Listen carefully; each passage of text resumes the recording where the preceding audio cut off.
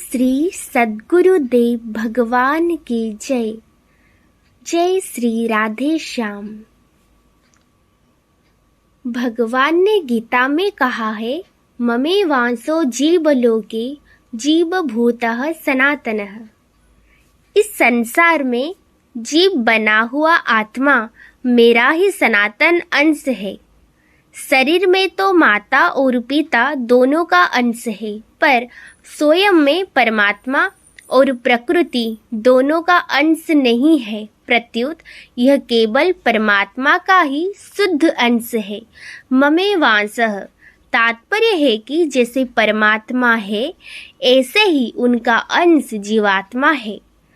गोस्वामी जी महाराज कहते हैं, ईश्वर अंश जीव अविनाशी चेतन अमल सहज सुखराशि। अतः जैसे परमात्मा चेतन निर्दोष और सहज सुख की राशि है, ऐसे ही जीव भी चेतन निर्दोष और सहज सुख की राशि है। परंतु परमात्मा का ऐसा अंश होते हुए भी जीव माया के बस में हो जाता है और प्रकृति में स्थित मन इंद्रियों को अपनी तरफ खींचने लगता है, अर्थात उनको अपना और अपने लिए मानने लगता है। हम परमात्मा के अंश है तथा परमात्मा में स्थित है, और शरीर प्रकृति का अंश है तथा प्रकृति में स्थित है। परमात्मा में स्थित होते हुए भी हम अपने को शरीर में स्थित मान लेते हैं। यह कितनी बड़ी भूल है। प्रकृति का अंश तो प्रकृति में ही स्थित रहता है, पर हम परमात्मा के अंश होते हुए भी परमात्मा में स्थित नहीं रहते। प्रत्युत स्थूल सूक्ष्म कारण शरीर में स्थित हो जाते हैं, जो कि प्रकृति का कार्य है। इस प्रकार प्रकृति को पकड़ने से ही जीव परमात्मा का अंश कहलाता है। अगर प्रकृति को ना पकड़े तो यह अंश नहीं है, प्रत्युत साक्षात परमात्मा यानी ब्रह्म ही है। प्रकृति को पकड़ने से जीव में संसार की भी इच्छा उत्पन्न हो गई और परमात्मा का भी इच्छा उत्पन्न हो गई। प्रकृति के जड़ अंश की प्रधानता से संसार की इच्छा होती है और परमात्मा के चेतन अंश की प्रधानता से परमात्मा की इच्छा होती है। संसार की इच्छा कामना है और परमात्मा की इच्छा आवश्यकता है, जिसको मुमुक्षा, तत्व जिज्ञासा और प्रेम पिपासा भी कह सकते हैं। आवश्यकता की तो पूर्ति होती है, पर कामना की पूर्ति कभी किसी की हुई नहीं, होगी नहीं, हो सकती नहीं। इतिहास पढ़ ले, भागवत आदि ग्रंथ पढ़ ले, ऐसा कोई व्यक्ति नहीं मिलेगा जिसकी सब कामनाएं पूरी हो गई हो। कामना का तो त्याग ही होता है, पूर्ति नहीं होती। संसार क्षण भंगुर है, प्रत्येक क्षण नष्ट होने वाला है, फिर उसकी कामना पूरी कैसे होगी? शरीर संसार से संबंध मानने के कारण हमें अपने में जो कमी प्रतीत होती है, उसकी पूर्ति परमात्मा की प्राप्ति से ही होगी। हमें त्रिलोकी का आधिपत्य मिल जाए, संसार मात्र मिल जाए, अनेक ब्रह्मांड मिल जाए, तो भी हमारी आवश्यकता की पूर्ति नहीं होगी। ना कामना की पूर्ति होगी, ना आवश्यकता की, क्योंकि जो कुछ मिलेगा शरीर को ही मिलेगा, हमें यानी स्वयं को नहीं मिलेगा।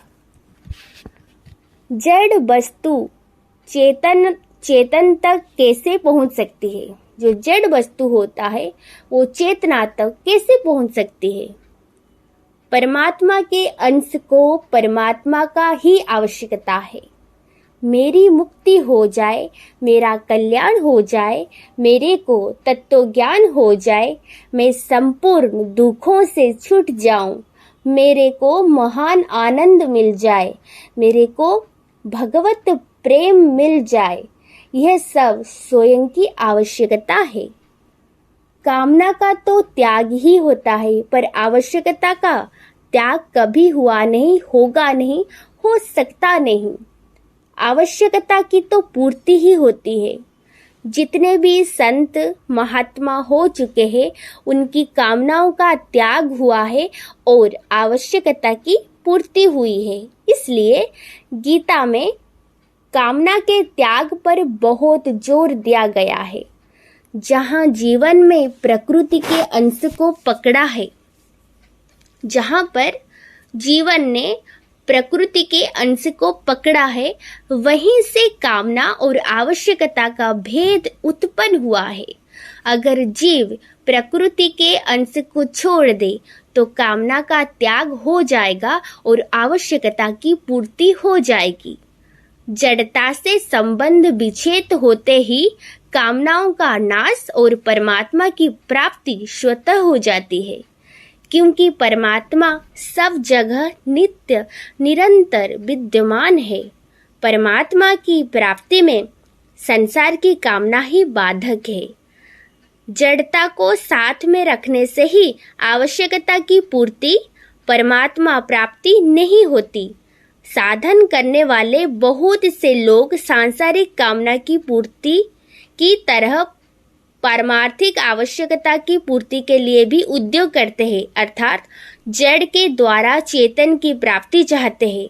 शरीर, इंद्रिया, मन, बुद्धि के द्वारा परमात्मा की प्राप्ति चाहते हैं, परंतु यह सिद्धांत है कि जड़ के द्वारा चेतन की प्राप्ति होती नहीं, होनी संभव नहीं, किंतु चेतन की प्राप्ति जड़ के त्याग से ही होती है।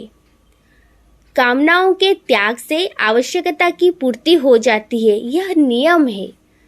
कामना त्याग करने में हम स्वतंत्र हैं। कामना किसी में भी निरंतर नहीं रहती, प्रत्युत उत्पन्न नष्ट होती रहती है, परंतु आवश्यकता निरंतर रहती है। हमें सत्ता चाहिए तो नित्य सत्ता चाहिए, ज्ञान चाहिए तो अनंत ज्ञान चाहिए, सुख चाहिए तो अनंत सुख चाहिए। यह सत्य चित आनंद की आवश्यकता हमारे में निरंतर रहती है। निरंतर ना रहने वाली कामना को तो हम पकड़ लेते हैं, पर निरंतर रहने वाली आवश्यकता की तरफ हम ध्यान ही नहीं देते। यह हमारी भूल है।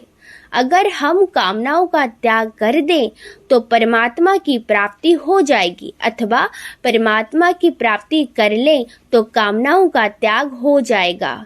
इन दोनों को ही गीता में योग कहा है।